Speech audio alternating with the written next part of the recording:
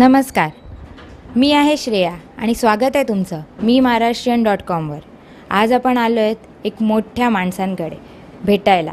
ते आहेत MLA नरेंद्रजी अण्णासाहेब पाटील, जे सरचिटणीस आहेत महाराष्ट्र राज्य माथाडी ट्रान्सपोर्ट अँड जनरल कामगार युनियनचे. चला भेटूया त्यांना, बोलूया त्यांच्याशी आणि आपले जे युनियन आहे माथाडी युनियन, कामगार युनियन, त्याच्याबद्दल जाणून घेऊया. नमस्कार साहेब. नमस्कार साहेब, आपण आमदार आहात आणि इकडचे सरचिटणीस आहात. तर आपली ही जी संस्था आहे माथाडी कामगार संस्था, ही कधी, याचं जे फॉर्मेशन आहे म्हणजे ही कधी स्थापना झाली याची? माथाडी कामगारांची मूळची संघटना ही कैलासवासी आमदार अण्णासाहेब पाटील यांनी ही संघटना 1946च्या दरम्यान या ठिकाणी सुरुवात केली. खरं म्हणजे गावामध्ये असणारं उत्पन्नाचं साधन नव्हतं आणि म्हणून काबाड कष्ट करणाऱ्या शेतकरी कुटुंबामध्ये आमच्या वडिलांनी जन्म घेतला आणि म्हणून मुंबई शहरामध्ये काम करण्यास ते आले आणि आल्यानंतर त्यांनी विविध क्षेत्रामध्ये स्वतः काम केलं.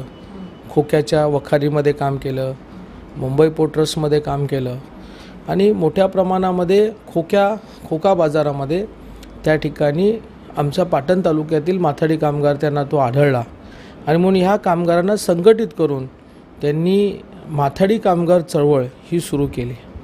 खरं म्हणजे ही काय घटना 1-2 वर्षामध्ये झाली असं नाही आहे. खरं म्हणजे ह्यासाठी सर्वात मोठ्या प्रमाणामध्ये महाराष्ट्राचे शिल्पकार स्वर्गीय यशवंतराव चव्हाण साहेबांचं मोठं योगदान आहे. कारण ज्या वेळेला महाराष्ट्राची निर्मिती होत होती त्यावेळेला शेतकरी आणि कामगार ही 2 चळवळ फार महाराष्ट्रामध्ये मोठी होती आणि म्हणून कामगार चळवळीमध्ये निवडक असणाऱ्या कामगार नेत्यांना फार जवळून स्वर्गीय यशवंतराव चव्हाण साहेब पाहत होते.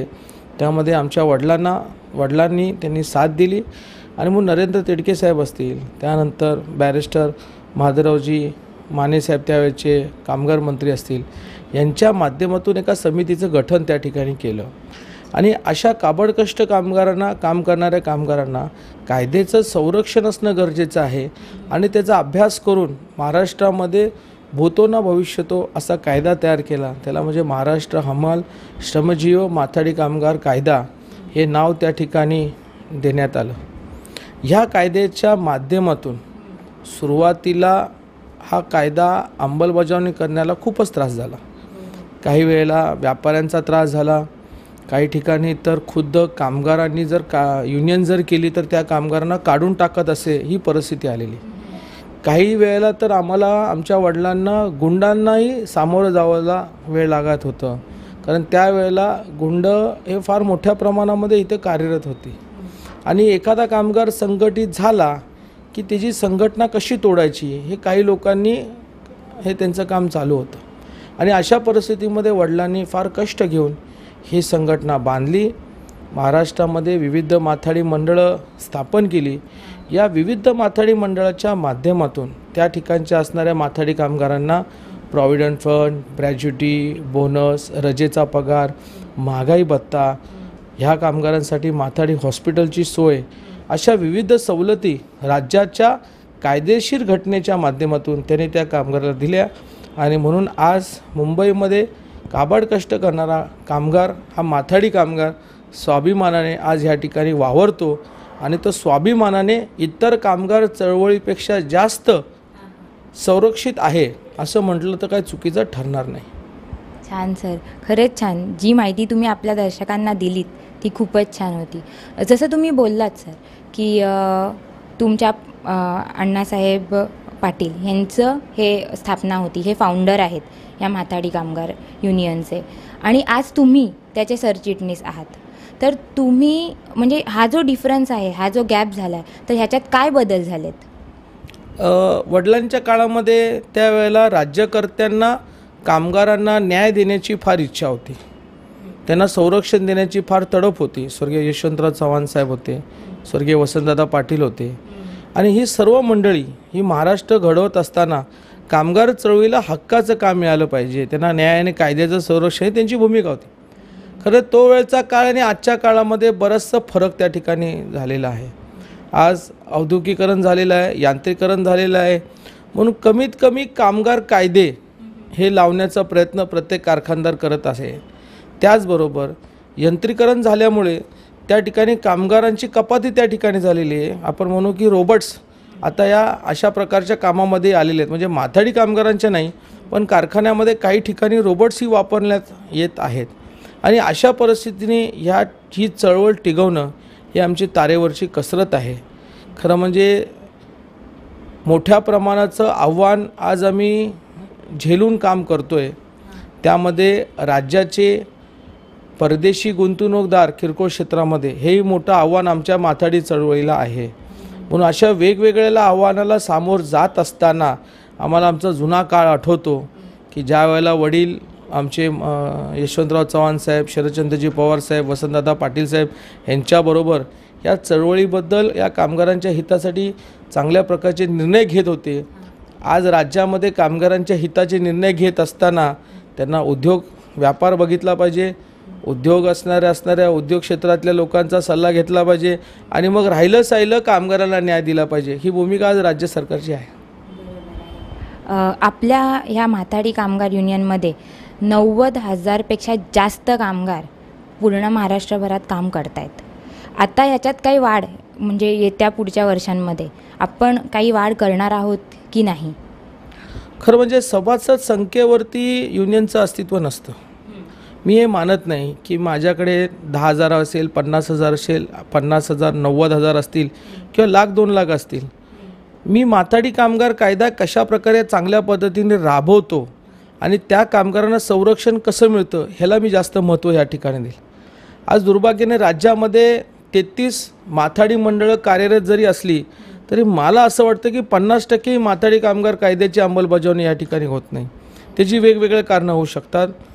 त्याचं पहिलं एक उदाहरण देऊ की आजकाल कारखानदार तर ह्या असणाऱ्या संघटित झाला कामगार तर लगेच कामगारावर बाहेर काढायचं.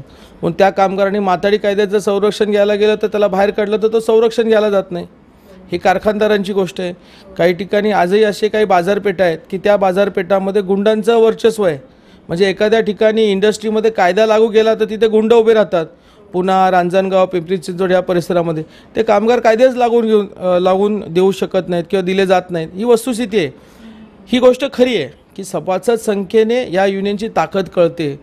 आम्ही अपेक्षित आहोत की भविष्यामध्ये आम्हाला महाराष्ट्रामध्ये कार्यरत असताना सगळ्यात जास्त बाजार समित्या ह्या संघटनेच्या नेतृत्वाखाली याव्यात. त्या कामगारांना आम्ही न्याय देऊ. विविध क्षेत्रामध्ये ज्या ठिकाणी कुणी काम करत नाही अशा क्षेत्रामध्ये माथाडी कामगारांना संरक्षण देऊन ही संघटना लाखाच्यापेक्षा जास्त सभासद संख्येने मोठी व्हावी ही आमची मनापासून इच्छा आहे आणि आम्ही त्याच्यासाठी प्रत्यक्षामध्ये आम्ही काम करत आहोत. साहेब, आपली जे माथाडी कामगार युनियन आहे त्यांनी भरपूर म्हणजे केलेलं आहे आपल्या कामगारांसाठी. जसं सॅलरी इन्क्रीमेंट्स केलेत, त्यांच्यासाठी हॉस्पिटल्स बांधलेत आणि फूड वगैरे असं सप्लाय वगैरे पण आहे चालू तुमचं आहे. पण एज्युकेशन जे आपण म्हणतो शिक्षण या बाबतीत तुम्हाला काय सांगायचं आहे? माथाडी कामगार हा फक्त कामापुरतं मर्यादित राहिलेला नाही. तुमच्या माहितीसाठी सांगतो, कारगिलचं युद्ध झालं होतं त्यावेळेला आपले जवान शहीद झाले होते. त्यावेळेला ह्याच माथाडी कामगारांनी आपल्या दिवसभराचा रोज काढला आणि 75 लाख रुपये एवढा धनादेश राज्याचे त्यावेळेचे संरक्षण मंत्री माननीय जॉर्ज फर्नांडिस यांना माननीय शरद पवार साहेबांच्या माध्यमातून आम्ही ते जवानांना दिले. आम्ही तिथे थांबलो नाही. गुजरातचा भूकंप घ्या, तुमचा लातूरचा भूकंप घ्या किंवा आज मुंबईमध्ये पडलेला दुष्काळ घ्या, या सगळ्या परिस्थितीमध्ये हा माथाडी कामगार आपल्या दिवसाचा एक रोज त्यांना देतो आणि त्यांच्या दुःखामध्ये सहभागी राहतो. ही महत्त्वाची बाब अशी मी या ठिकाणी समजतो. माथाडी चळवळीमध्ये ज्या पद्धतीनं आम्ही माथाडी कामगारांना रोजगार मिळवून दिला तशी आम्ही त्यांची आरोग्याची काळजी घेतली. आमच्या वडिलांनी स्वर्गीय डॉक्टर तोरसकरांच्या माध्यमातून माथाडी हॉस्पिटलचं एक छोटंसं क्लिनिक चालवलं आणि त्यानंतर तो कारभार एवढा मोठा झाला की आज माथाडी हॉस्पिटलला डॉक्टर नाईक साहेब म्हणजे श्रीधर नाईक साहेब ते कार्यरत आहेत. आज आमचे 15 हेल्थ सेंटर आणि सुसज्ज असणारं मोठं माथाडी हॉस्पिटल आज कोपरखैरणामध्ये कार्यरत आहे. आम्ही हॉस्पिटल तयार केले, आम्ही सामाजिक चळवळीमध्ये उतरलो. हा माथाडी कामगार कर्जबाजारी जो काही काळापूर्वी झाला होता त्याला कर्जमुक्त करण्यासाठी स्वतः वडिलांनी पतपेढीची स्थापना केली. तुम्हाला कल्पना आहे की सामान्य माणसाला बँकेमध्ये कर्ज घेण्यासाठी किती अटी असतात, परंतु अशापेक्षा जास्त अटी त्यावेळेला त्या नवीन असणाऱ्या माथाडी चळवळीमध्ये होत्या. आणि म्हणून वडिलांनी स्वतःची पतपेढी चालू केली. या पतपेढीच्या माध्यमातून आम्ही कमीत कमी दराच्या व्याजदराने कर्ज द्यायला लागलो आणि कामगाराला व्याजापासून म्हणजे पठाणांच्या व्याजापासून कर्जमुक्त करून त्यांना योग्य मोबदला मिळवून देण्याचा आम्ही प्रयत्न केला. आमच्या वडिलांनी त्यावेळेला ग्राहक सोसायटीची त्या ठिकाणी स्थापना केली. आपण त्यावेळेला पाहिलं असेल की त्यावेळेला मुंबईला आणि गावी जाण्याची जास्त रहदारी नव्हती. म्हणजे मुंबईवरून जर माणूस निघाला तर वर्षातनं एकदा तो गावी जात असे आणि कमीत कमी 10-15 दिवस महिनाभर राहत असे. आणि त्यावेळेला आपल्या कुटुंबाचे कपडे त्यांच्या असणारे सामग्री घेऊन जाण्याची ती पद्धत होती. आणि म्हणून तिथं कामगारांना कुठे कमी पडता कामा नये म्हणून त्या ठिकाणी कामगाराला स्वतःचं डिपार्टमेंटल स्टोअर त्या ठिकाणी वडिलांनी स्थापन केलं. आज पतपेढी, माथाडी हॉस्पिटल, आज डिपार्टमेंटल स्टोअर, ह्या सगळ्या सुविधा वडिलांच्या विचाराने साकार झालेल्या सुविधा आज या चांगल्या पद्धतीने आम्ही आता त्या राबवत आहोत. खरंच छान सर. आपलं जे हे माथाडी कामगार युनियन आहे त्याच्यावर FDIचा काय इम्पॅक्ट आहे? खरं म्हणजे काही वर्षापासून आपण पाहत आलेलो आहे की देशामध्ये वेगवेगळे विचारधारा वाहत आहे. काही प्रमाणामध्ये देशातल्या काही क्षेत्रामध्ये खाजगीकरण करण्याचं धोरण केंद्र सरकारचं आहे आणि म्हणून त्यांच्या काही लोकांच्या त्या केंद्र सरकारमध्ये काही घटकांच्या लोकांच्या असं लक्षात आलं की किरकोळ क्षेत्र, अन्नधान्याचं क्षेत्रामध्ये आपण परदेशी गुंतवणूक जर केली तर मोठ्या प्रमाणामध्ये राज्याला किंवा देशाला आर्थिक मदत होईल. खरं म्हणजे ह्या त्यांच्या विचारालाशी मी थोडंसं बाजूला सरेल. कारण आज जो व्यापारी ज्याचं भवितव्य देशाचं स्वातंत्र्य होण्याच्या पूर्वी काळापासूनचं आहे ते तुम्ही एका प्रकारे हिसकावून घेत आहात. आज राज्याने कृषी उत्पन्न बाजार समितीचा कायदा आणला. ह्या कायद्याच्या माध्यमातून शेतकऱ्यांना आणि कामगारांना बंधन घातलं, व्यापाऱ्यांना बंधन घातलं की तुम्ही या बाजारपेठामध्ये होलसेलचा धंदा केला पाहिजे. म्हणजे तुम्ही व्यापाऱ्यांना बंधनं घालाल आणि उद्या परकीय गुंतवणूकदार मोठ्या प्रमाणामध्ये जे राज्यामध्ये गुंतवणूक करणार आहेत त्यांना कुठल्याच कायद्याचं तुम्ही संरक्षण, कुठल्याच कायद्यानं त्यांना तुम्ही बंधनघालक करणार नाही. आणि तुम्ही ह्या व्यापाऱ्यांना कायदेशीर धंदा करा आणि त्यांना कमी कायदेशीर धंदा करा. अशा प्रकारची जी जोड किंवा अशा प्रकारचं जे निर्णय केंद्र सरकारने घेतलेला आहे तो अयोग्य आहे. ह्या भविष्याच्या FDIच्यामुळे माथाडी चळवळीमध्ये फार मोठं आव्हान निर्माण होणार आहे आणि आम्ही ह्या आव्हानाला पेलण्यास पण तयार आहोत. कारण आम्ही त्याचे मोर्चे बांधणी करून व्यापाऱ्यांच्या बरोबर ह्या FDIला विरोध प्रखरपणे केलेला आहे. आम्ही करतही राहणार आहोत. आपल्याकडे जेव्हा एक नवीन कामगार जॉईन होतो किंवा येतो तर त्याला एक बॅच दिला जातो. तर त्याच्या काही म्हणजे आपण जसं म्हणतो की प्रत्येक गोष्टीसाठी आपण काही रूल्स आणि रेग्युलेशन्स बांधतो. तर त्या कामगाराला, नवीन कामगाराला जेव्हा आपण एक एम्प्लॉय म्हणून ठेवतो आपल्याकडे तर त्याला काही नॉर्म्स आहेत का? कसं आहे की एखादा कामगार ज्या वेळेला युनियनमध्ये येतो त्यावेळेला सभासद वर्गणी ते जे आम्ही वर्गणी आम्ही घेतो त्याला पहिला अधिकृतपणे संघटनेचा सभासद करतो. त्याचं ज्या पद्धतीचं काम आहे, उदाहरणार्थ अन्नधान्य असेल तर ग्रोसरी बोर्ड, भाजी आणि फ्रूट असेल तर भाजी फळ मार्केट, ट्रान्सपोर्टच्या व्यवसायामध्ये काम केलं तर ट्रान्सपोर्ट बोर्ड, मेटल पेपरचं काम करत असेल तर मेटल पेपर बोर्ड, लोखंडाचं काम असेल तर लोखंड बोर्ड, असे विविध माथाडी मंडळामध्ये त्यांचे सभासदाचे आम्ही कामगार नोंदणी फॉर्म भरतो. ते फॉर्म माथाडी बोर्डामध्ये पाठवतो. माथाडी बोर्डाचे जे निरीक्षक असतील ते निरीक्षक त्या ठिकाणी चेअरमनची परवानगी घेऊन त्या ठिकाणी व्हिजिट मारतात, मालक नोंदणी फॉर्म भरतात आणि त्या कामगाराला माथाडी कामगार कायद्याची अंमलबजावणी करतात. आणि तो कायद्याची अंमलबजावणी झाली की त्या माथाडी कामगारांची ओळख हा रजिस्टर नंबर त्या ठिकाणी दिला जातो. त्या रजिस्ट्रेशनच्या माध्यमातून त्या कामगारांचा पूर्णपणे बायोडेटा हा माथाडी मंडळामध्ये तयार केला जातो. आपल्याकडे सर एक आपण बघतो की बाहेरगावी असे काही काही मोठ्या मोठ्या ठिकाणी इंडस्ट्रीजमध्ये किंवा युनियन्समध्ये जेव्हा कामगार लोक जॉईन करतात तर त्यांना ट्रेनिंग ही दिली जाते. तर आपल्याकडे असा माथाडी कामगार युनियनमध्ये लोडिंग अनलोडिंगचा काम जास्त असतं. तर त्याच्यात आपण काही आपल्या येणाऱ्या कामगारांना काही ट्रेनिंग प्रोव्हाइड करतो का? ट्रेनिंग दिली जाते का आपल्याकडनं? खरं म्हणजे अशा प्रकारची काही ट्रेनिंग आमच्या माथाडी कामगारांमध्ये दिली जात नाही. त्याचं कारण असं आहे की हे सरासर अंगभिंतीचं काम आहे. एखादा अति वजन असणारा व्यक्ती 50 किंवा 100 किलोची वोन उचलू शकत नाही आणि एक किरकोळ वजन असणारा व्यक्ती सहजासहजी तो ती गोण गाडीमधून उचलतो, थापी लावतो किंवा थापी उचलून परत गाडीमध्ये टाकतो, हे फक्त एक टेक्निकल काम आहे. म्हणजे ताकद आणि टेक्निकल हे दोन्हीचं मिश्रण आहे आणि हे शिकण्याचं काही ट्रेनिंग दिलं जात नाही. ज्या वेळेला एखादा नवीन कामगार त्या ठिकाणी अशा व्यापारामध्ये उद्योगधंद्यामध्ये कामाला लागतो, तो हळूहळू त्या ठिकाणी काम करून ते शिकत असतो आणि त्याच्यामध्ये तो एक्सपर्ट होतो. अरे वा, छान. म्हणजे आपण ट्रेनिंग न प्रोव्हाइड करता पण आपले कामगार बरोबर एक्सपर्ट होतात. मस्तच. आता येता जो लेबर डे आहे, इंटरनॅशनल लेबर डे आपण म्हणतो, त्याला आपल्या काय योजना आहेत? खरं म्हणजे राज्याची परिस्थिती एवढी बिकट आहे की मोठ्या प्रमाणामध्ये उद्योगधंदे येतील किंवा जे उद्योगधंदे आहेत ते टिकवण्याचं काम ही चळवळीचं आहे.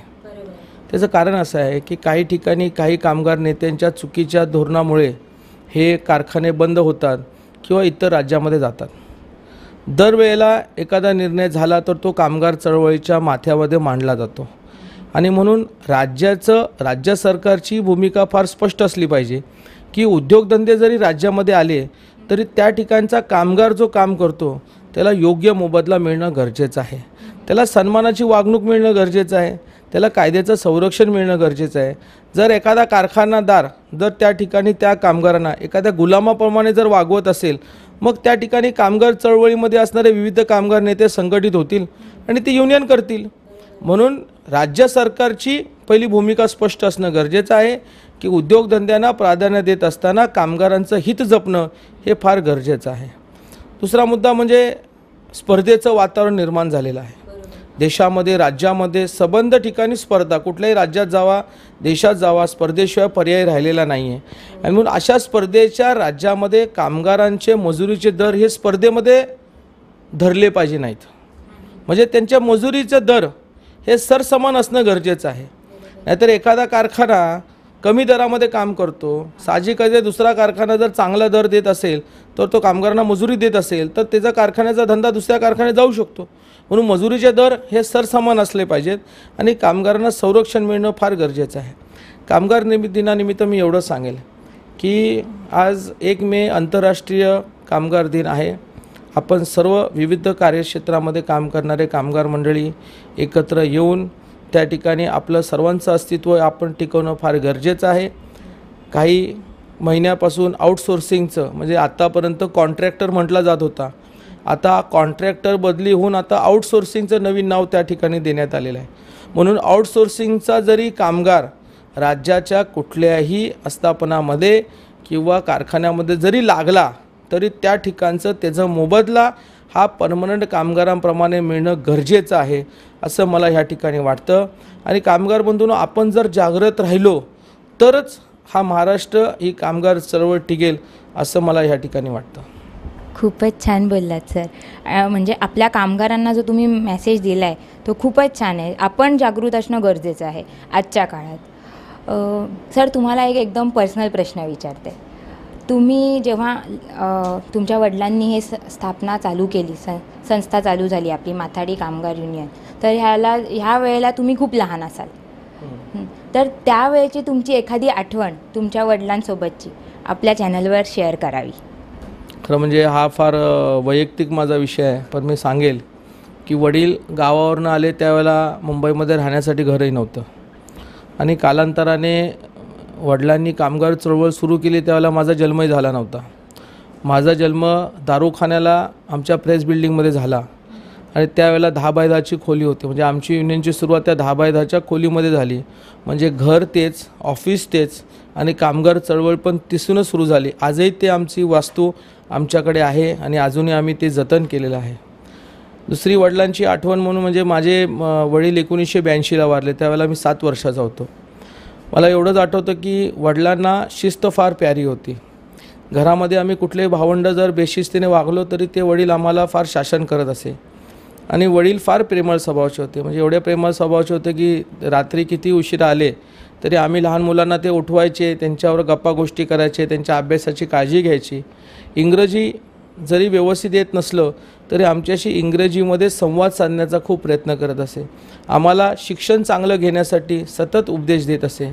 कारण जे मला माझ्या वडिलांच्या बरोबर जास्त वेळ मिळाला नाही, परंतु त्यांच्या काही निवडक आठवणी हे माझ्या आयुष्यभर माझ्या मनामध्ये आहे आणि त्या आठवणीच आज मला इथपर्यंत आणलेल्या आहेत असं मला या ठिकाणी वाटतं. आणि आमच्या मनामध्ये एकच वडिलांचं उद्देश आहे, ते स्वप्न आहे, ते सतत आम्ही पूर्ण करत राहणार आहोत. वडिलांचं एक स्वप्न होतं की महाराष्ट्रामधला हा कायदा हा देश पातळीवर जावा, म्हणजे राज्यामध्ये हा सीमित न राहता देशाच्या इतर राज्यामध्ये जावा, कारण त्या ठिकाणी पण अशाच प्रकारचं काम त्या ठिकाणी चालतं. परमेश्वराने जर आम्हाला याच्यात जर संधी दिली तर आम्हाला नक्कीच हा कायदा देश पातळीवर नेण्यासाठी आम्हाला नक्कीच त्यांची इच्छा पूर्ण करण्यासाठी आम्ही कटिबद्ध आहोत. आम्ही सर्व युनियनचे पदाधिकारी, आमचे कार्यकर्ते, आमचे सर्व संघटनेचे सचिव, आम्ही सर्व एकत्रपणे हा कायदा देश पातळीवर नेण्यासाठी आम्ही नक्की एकनिष्ठेने काम करतो. हो, ते तर अक्षरशः खरं आहे की तुम्ही एवढ्या लहानपणापासून हे सगळं बघत आलात, पण आज त्यांचे आशीर्वादच आहेत तुमच्यावर की तुम्ही ह्याच्यावर पूर्ण युनियनला सांभाळताय. ही खूप मोठी गोष्ट आहे सर. सर, आपलं हे माथाडी कामगार युनियन आहे, याचं पुढचं फ्युचर प्लॅन तुमचं काय आहे? मला कामगार चळवळीबद्दल फ्युचर एवढंच आहे की ह्यांना पेन्शन स्कीम लागू झाली पाहिजे. आमच्या माथाडी कामगार ज्या दिवशी कामाला लागतो त्यावेळेला त्याला पुरं संरक्षण मिळतं, त्याला प्रॉव्हिडंट फंड, ग्रॅज्युइटी अशा प्रकारच्या सगळ्या सुविधा उपलब्ध राहतात. परंतु पेन्शन स्कीम ही आमच्या चळवळीमध्ये अजून लागू झालेली नाही. राज्याचे उपमुख्यमंत्री अजितदादा पवार साहेबांच्या मार्गदर्शनाखाली आणि कामगार मंत्री हसन मुश्रीफांच्या मार्गदर्शनाखाली भविष्यामध्ये आम्ही आमच्या व्यापाऱ्यांना विश्वासात घेऊ आणि राज्यामध्ये कष्टकरी काम करणाऱ्या माथाडी कामगारांना पेन्शन स्कीमही लागू करणार. आम्ही नक्कीच त्याच्यासाठी प्रयत्न करू आणि मला विश्वास आहे की ज्या माथाडी चळवळीमध्ये आज आम्ही एकनिष्ठेने काम करतो त्याच चळवळीच्या माध्यमातून पेन्शन स्कीम भविष्यामध्ये कामगारांना आम्ही ती लागू करू. सर, आज जगभर आपल्याला लोक पाहत आहेत, आपली कामगार लोक पाहत आहेत. आपल्या कामगार लोकांना आपण आपल्या माध्यमातून काय मेसेज द्याल? कामगार बंधूंनो, राज्यामध्ये बरेचसे कामगार नेते माथाडी चळवळीमध्ये आज कार्यरत आहेत, परंतु तो कामगार नेता तो असतो जो कामगारांचा घाम जमिनीवर पडण्यापूर्वी त्याचा दाम मिळवून देईल. अशा प्रत्येक पक्षाच्या आणि समाजाच्या संघटना कार्यरत जरी असल्या तरी जो माथाडी चळवळीमध्ये कामगारांचा हक्क न्याय टिकून देणार आहे अशा संघटनेच्या पाठी आपण खंबीरपणे उभं राहावं, एवढीच माझी आपल्याला विनंती आहे. आज आपण भेटलो आमदार नरेंद्रजी अण्णासाहेब पाटील यांना, जे माथाडी कामगार युनियनचे सरचिटणीस आहेत. त्यांच्याशी बोललो, त्यांच्या संस्थेबद्दल जाणून घेतलं आणि ह्या काही गोष्टी त्यांनी अशा सांगितल्या आहेत जे वर्षानुवर्ष आपण बघणार आहोत. ते त्यांना भेटलो, त्यांच्याबद्दल बोललो, त्यांच्या पप्पांबद्दल बोललो, जे फाउंडर आहेत अण्णासाहेब पाटील, जे माथाडी कामगार युनियनचे फाउंडर होते, त्यांच्याबद्दल बोललो. आज आपण त्यांच्या ऑफिसवर आहोत मस्जिद बंदरच्या. मी श्रेया आपल्या मी महाराष्ट्र टीमवरनं सरांना धन्यवाद म्हणते. धन्यवाद सर, आपण आमच्या टीमबरोबर बोललात त्याबद्दल. नमस्कार.